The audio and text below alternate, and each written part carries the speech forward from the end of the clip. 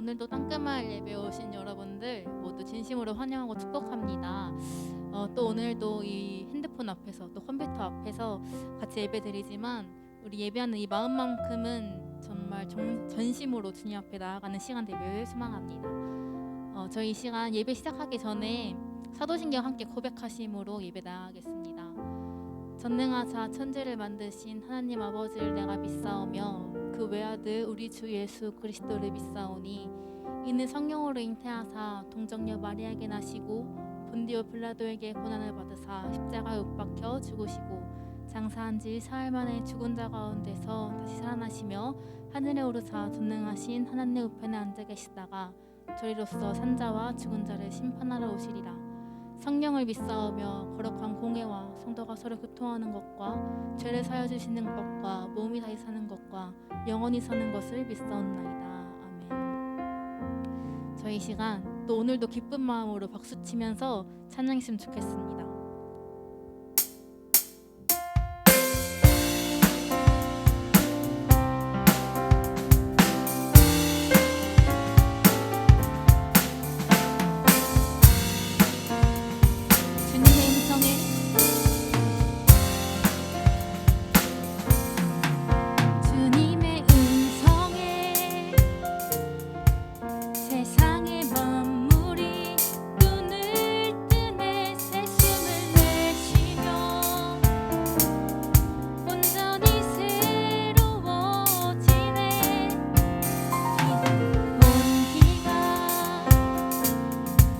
온몸에 가득히 있으며 눈에 숨쉬는 모든 것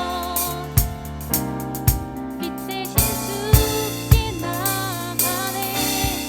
그 앞에 나와 어둠을 벗어버리네. 주님의 사랑 나의 삶을 숨쉬게 하네. 그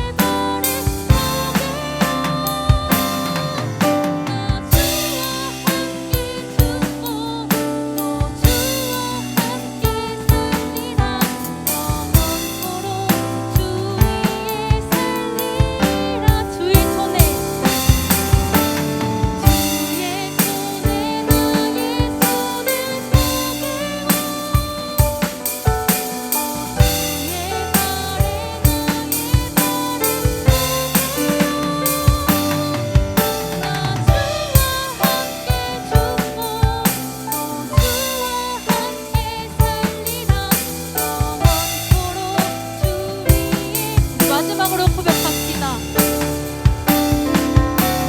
주의 손에 나의 손을 써대고 또 주의 발에 나의 발을 써대고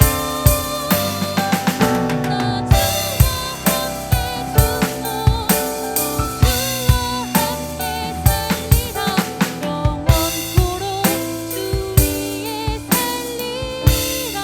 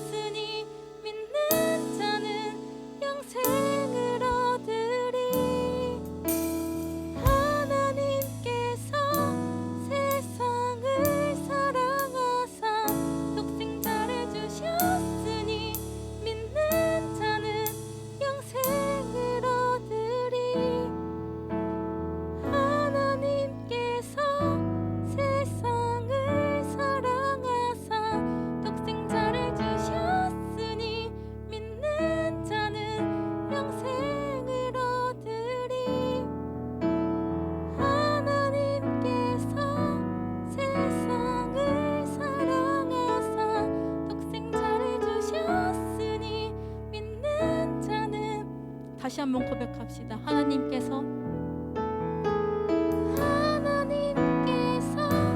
세상을 사랑하사 독생자를 주셨으니 믿는 자는 영생을 얻으리. 하나님께서 세상을 사랑하사 독생자를 주셨으니 믿는 자는 영생을 얻으리.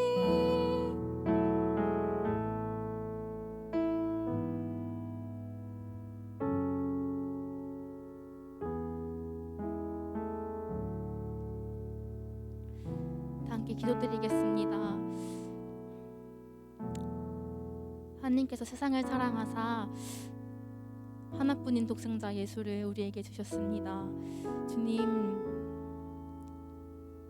그런 주님을 예배할 수 있는 이 자리 가운데 우리를 불러주시고 정말 우리 자격 없지만 찬양할 수 있는 이 기회를 허락하여 주심에 참으로 감사드립니다. 주님, 우리의 생명은 정말 죽은 생명이었지만 다시 그 주 앞에 나아가길 소망합니다. 계속해서 죄와 멀어지지 못하고 그 죄 가운데 우리가 하루하루 더욱더 가까이 살아가는 것 같습니다. 하지만 주님께서 이미 십자가에서 피 흘리시고 부활하심으로 우리를 생명으로 인도하심을, 영원한 생명으로 인도하심을 우리가 이 시간 믿게 하여 주시옵소서. 우리 마음 가운데 주님 어떠한 두려움이나 어떠한 걱정거리나 또 해결되지 못하는 우리의 어두운 부분이 있다면 주님 그 마음마저 이 시간 가운데 만져 주시어 그런 걱정 근심 하나도 없이 오직 그 주 앞에 기쁨으로 또 자유함으로 나아갈 수 있는 우리 땅끝마을 친구들 될 수 있도록 인도하여 주시옵소서. 우리에게 하시는 오늘 말씀을 또 기대합니다. 우리 말씀 듣는 가운데 우리의 집중을 온전히 그 주 앞에만 내어놓을 수 있도록, 쏟아질 수 있도록 주님 도와주시고 그 말씀이 나에게 어떤 말을 하고 있는지, 나에게 원하는 것이 무엇인지 정말 귀 기울이고 마음으로 받아서 나의 말씀으로 또 우리 한 사람 한 사람의 말씀으로 잘 먹고 자랄 수 있는 땅끝마을 될 수 있도록 주님 만지어 주시옵소서. 이 모든 예배 온전히 주의 이름으로 시작하고 주의 이름으로 또 진행됩니다.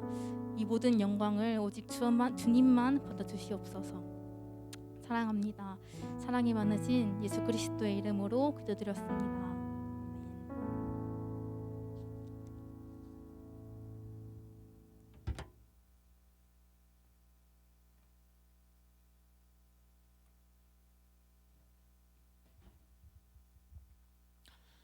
네, 헌금은요 저번에 광고한 것처럼 여러분들께서 헌금을 잘 준비하셔서 따로 챙겨주신 다음에 우리가 온라인을 다 마치고 대면으로 만났을 때 가져오셔서 헌금을 드리면 좋을 것 같습니다.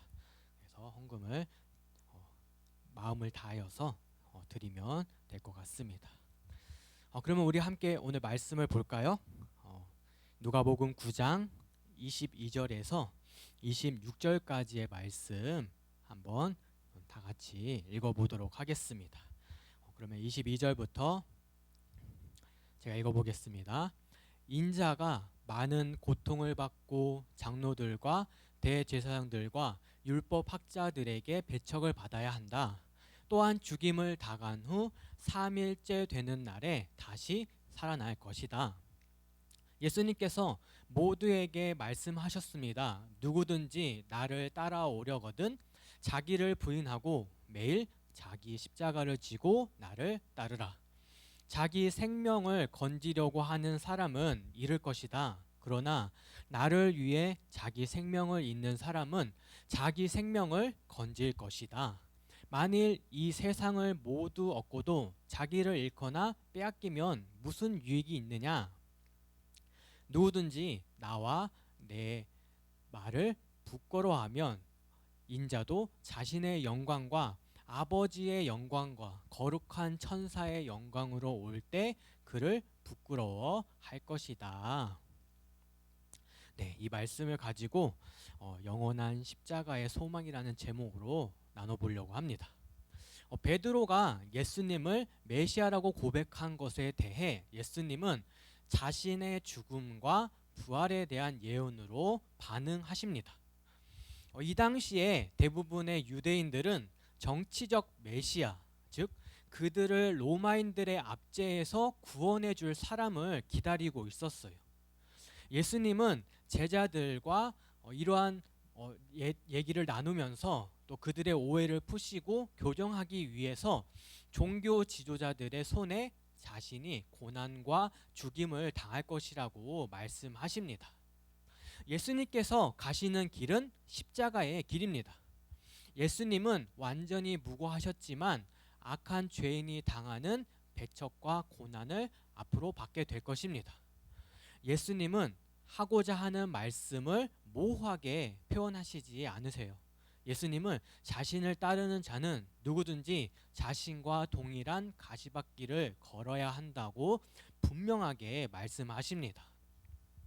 그러나 그리스도를 위해 견디는 이 거절과 고난은 모두 영원한 배상으로, 또 연결은 모두 영원한 상급으로 연결될 것이라고 우리는 믿고 있습니다. 또 그리 말씀하십니다.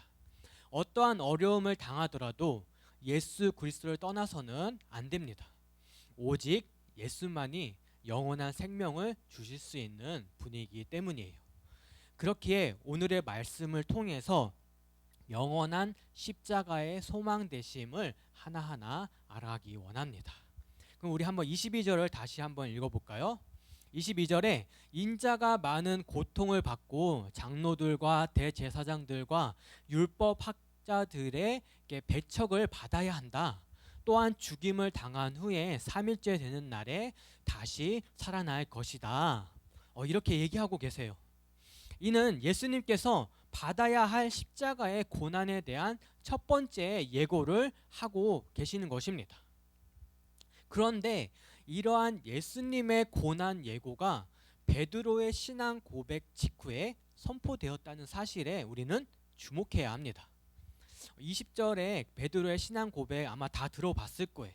주는 그리스도시요 살아계신 하나님의 아들이라는 베드로의 신앙 고백이 예수님은 그리스도로서 세상의 구원자라는 사실을 확인하고 있는 것이라면 22절의 오늘의 본문의 말씀은 구원에 대한 방법을 말씀하신 것입니다. 그 당시 유대인들은 아까 얘기한 것처럼 자기들을 구원해 줄 메시아가 그야말로 전능한 구원자, 우리가 영화에서 본 듯한 갑옷을 입고 온 기사와 같은 모습으로 오리라 믿고 있었어요. 그리해서 예수님께서 막 귀신을 쫓아내고 풍랑을 잠재우고 오병이어의 기적을 일으키는 자야말로 보면서 자기들의 구원자라고 믿으면서 이제 예수님을 자신들의 왕으로 삼고자 합니다. 제자들 역시 그리 생각해서 이스라엘을 로마의 압제에서 구원하고 유대 민족을 위한 새로운 지상 국가를 건설하실 것으로 믿고 있었어요. 그런데 본문의 말씀을 보니까 예수님께서는 그 정반대의 길을 말씀하시고 있습니다. 즉 당신이 대제사장들과 장로 같은 자들로부터 버림을 받아서 힘없이 죽임을 당하게 될 것이라고 합니다. 제자들은 이 말씀을 듣고 충격받았을 거예요. 본인들이 생각했던 방법이 아니었고 지금까지 보여온 예수님의 전능한 그리스도의 모습과는 반대되는 모습이었기 때문이에요. 하지만 이러한 하나님의 방법, 이 죽으심이 우리를 구원할 유일한 길이 아닐 수가 없습니다. 왜냐하면 예수 그리스도의 피 흘림 없이는 죄 사함도 없기 때문이에요.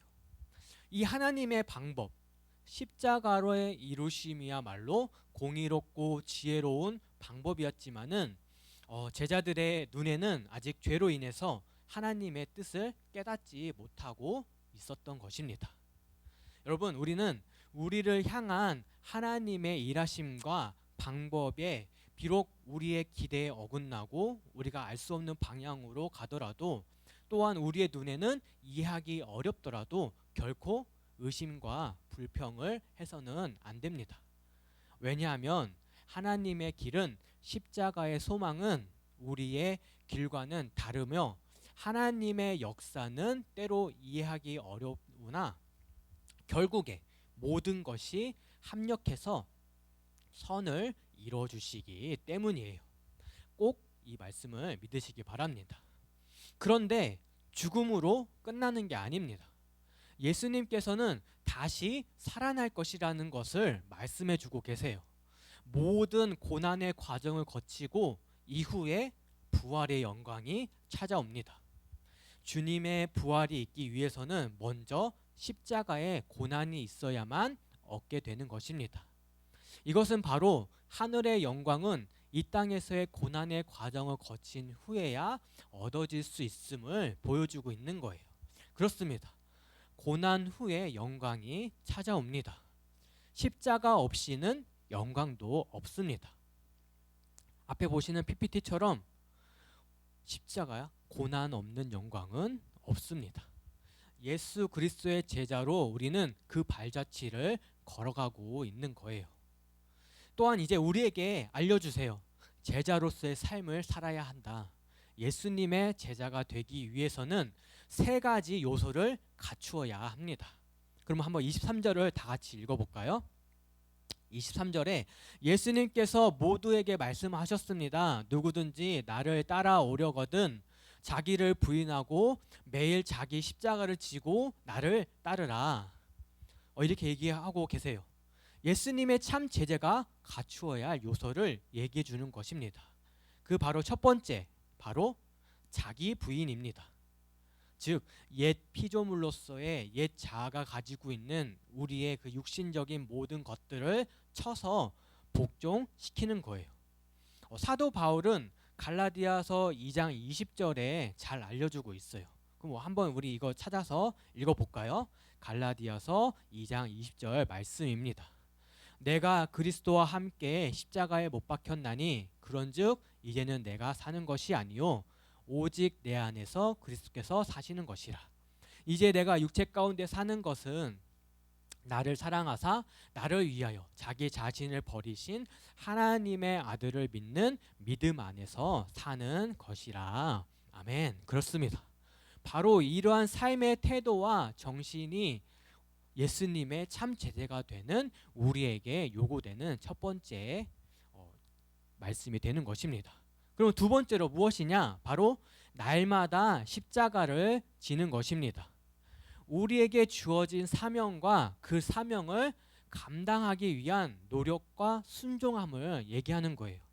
먼저 그 길을 걸어간 베드로와 바울이 어떠한 삶으로 복음을 위해 날마다 십자가에 지는 삶을 살았는지 우리는 앞서서 또 우리가 잘 들었기 때문에 잘 알고 있을 거예요. 각각의 여러분에게 주신 마음과 비전들을 우리는 꼭 기억하고 있어야 됩니다. 그리고 세 번째로 예수님을 쫓는 거예요. 이는 모든 제자들이 가야 할 방향을 제시해주고 있는 것입니다. 즉 그리스도의 말씀에 순종하며 그리스도께서 보이신 모범을 따라가는 거예요. 진정한 제자는 이렇게 자기 부인하며 새로운 피조물로서의 새로운 사명의 십자가를 지고 예수님을 바라보며 그 뒤를 따라가는 자라 할 수 있는 것입니다. 그런데 이렇게 얘기하면은 왠지 너무 당연한 얘기를 하는 것이 아니냐 말할지도 모릅니다. 그러나 우리의 삶의 현실을 잘 들여다보면은 이 세 요소가 얼마나 중요한지 금방 알 수 있게 될 거예요. 예수님을 따른다 하지만은 내가 하고 싶은 일만 하는 사람, 겸손은 없고 예수님의 발자취를 따르는 것이 아니라 내가 가고 싶은 길로 가는 모습들이 보여지고 있을 수 있습니다. 그리스도의 제자로 살기 위함이면 지금 우리의 삶에 이 말씀을 적용시켜 보아야 합니다. 우리의 삶을 주께로, 모든 포커스는 주께로부터 시작이 되어야 합니다. 예수님께서는 우리를 너무나 사랑하시기 때문에 무한한 생명의 말씀을 주십니다. 24절을 함께 읽어보면은 자기의 생명을 건지려고 하는 사람은 잃을 것이다. 그러나 나를 위해 자기 생명을 잃는 사람은 자기의 생명을 건질 것이다. 라고 얘기해 주십니다. 우리를 위해서 생명까지 주신 예수님을 보게 되는 거예요. 여기서 생명, 개역 개정에서는 목숨으로 번역됐는데 헬라어는 자아를 의미하는 단어로 전인을 의미합니다. 자주 들어봤을 거예요. 전인격적인 전인. 다른 사람들을 돕는 일에 목숨을 사용하길 거부하고 하나님을 떠나 자신의 욕망을 충족시키는 데에 집중하면서 집착하는 사람들이 잃어버린 것을 알게 되는, 이들은 영원한 생명을 상실하고 예수님께서 주신 영적인 성취마저 다 빼앗기게 될 것입니다. 예수님을 위해 살아가는 자녀들은 이 땅에서 하나님을 섬기는 것과 또한 영원한 생명을 얻게 되는 삶으로 누리게 되어질 것을 이렇게 딱 알려주고 계시는 것입니다. 이 말씀은 당시의 유대인들을 깨우치기 위해 또한 제자들까지 깨우치기 위해서 우리에게 또 알려주신 말씀이에요. 또한 우리를 위해 경고하고 계세요. 또 알려주고 있습니다. 무엇을 마음에 품고 있어야 하는지를 우리에게 자세히 알려주는 거예요. 왜냐, 너무나 우리를 사랑하시기 때문에.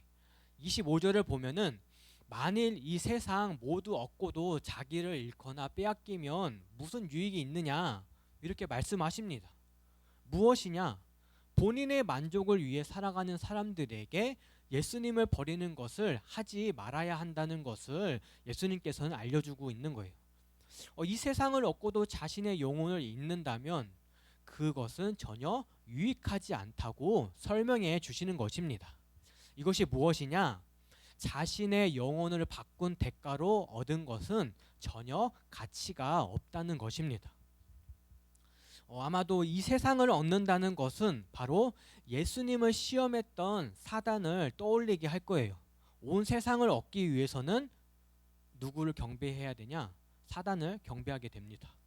사단은 또한 예수님께 이러한 것을 제안한 적이 있어요.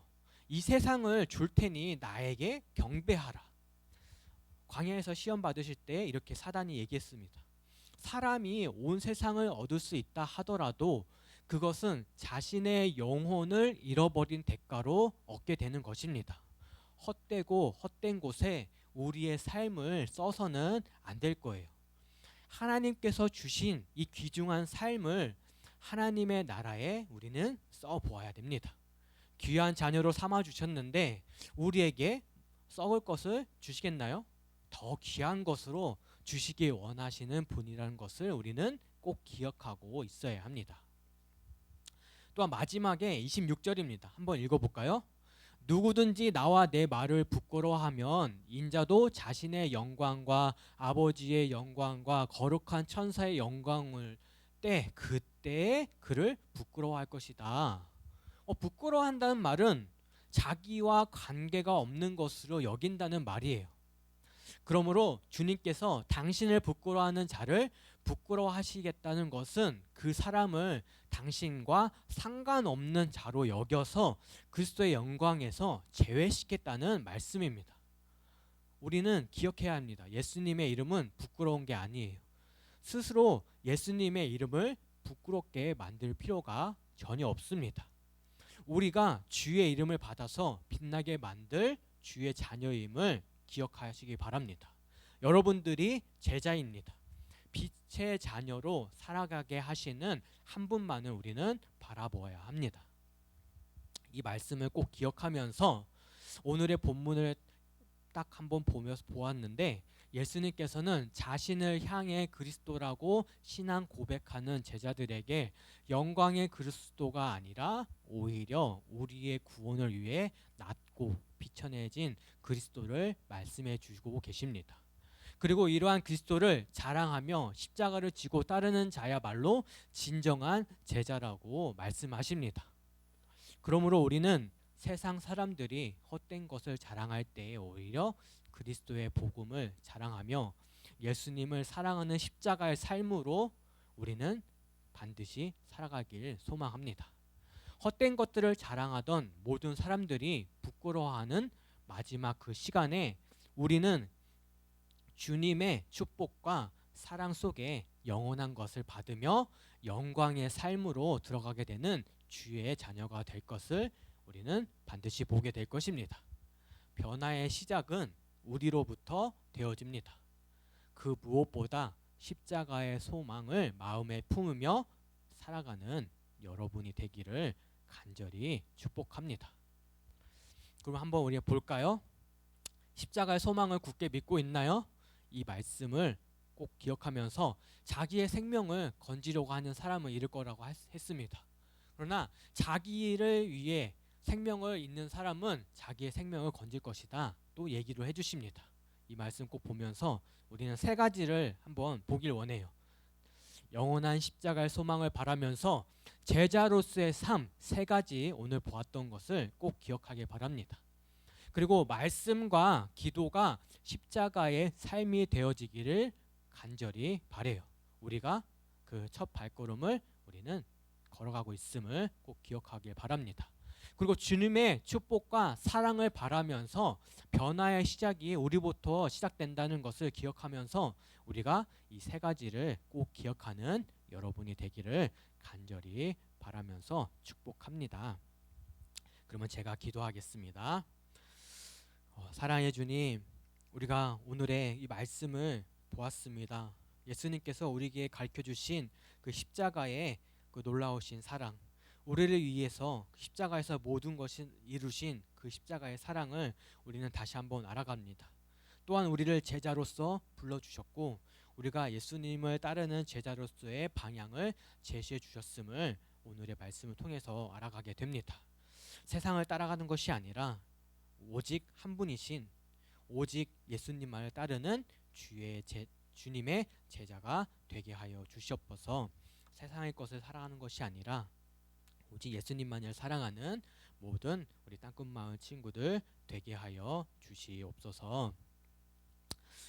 이제는 우리 주 예수 그리스도의 은혜와 하나님의 놀라우신 사랑과 성령님의 교통하심이 매일같이 주님을 따르기 위하여서 하나님의 삶을 살기 원하는 우리 땅끝마을 친구들 머리 위에 또 그 친구들을 사랑하기에 매일같이 기도하는 우리 선생님들 머리 위에 영원토록 함께 계실지어다. 아멘. 네, 오늘 광고 또 있습니다. 네, 광고 함께 다 같이 볼게요. 첫 번째로 이 예배 끝나고 바로 반별 모임 있으니까요. 여러분들께서도 끝까지 반별 모임까지 참여를 하면 좋을 것 같습니다. 다음으로 광고 보면은 겨울 수련회가 이제 2월 달에 있어요. 2월 셋째 주쯤에 하게 될 건데 여러분들 꼭 시간을 비워 두셔서 함께 수련회를 통해서 하면 좋을 것 같습니다. 방식은 지금 상황에 따라서 어떻게 될지 모르겠지만은 영상으로도 하고 현장에서 모일 수 있으면 모이고 또 줌으로도 하게 되면 또 모든 방법을 써서 온오프라인 다 하도록 한번 준비를 더욱더 해보도록 하겠습니다. 다음 광고로 이제 여러분들께서도 줌으로 반별 모임 하면 되겠습니다.